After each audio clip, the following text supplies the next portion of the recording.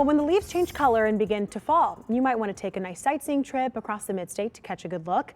But when those leaves get wet, you'd be surprised how slippery they can be. Forewarned meteorologist Stefano DiPietro is here to tell us how a road covered in wet leaves isn't all that different from a road covered in ice.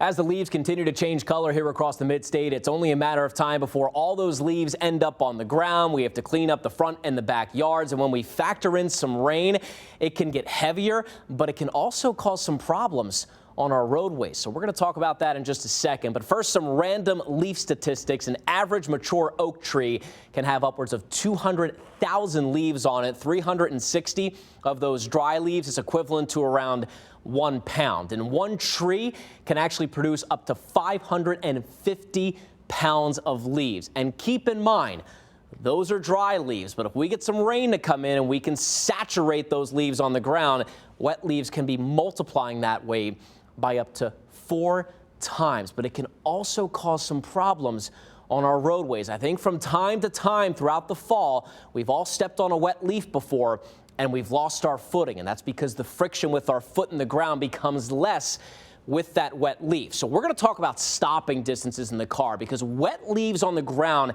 can actually be just as slippery as a layer of black ice. So we're going to use an average speed limit of 40 miles per hour. Compare a dry roadway to a wet roadway to one covered with wet leaves. So when we hit those brakes, we generally come to that smooth stop on a dry roadway. It's a little bit more slippery on a wet roadway, but those wet leaves, you can really see the difference this makes in our stopping distances. 80 feet on a regular dry roadway, a wet roadway up to 160 feet, and wet leaves, that stopping distance can increase to up to 250 feet. So as the leaves continue to come down this fall and we get some rain in there, you'll want to take some extra precautions on our roadways.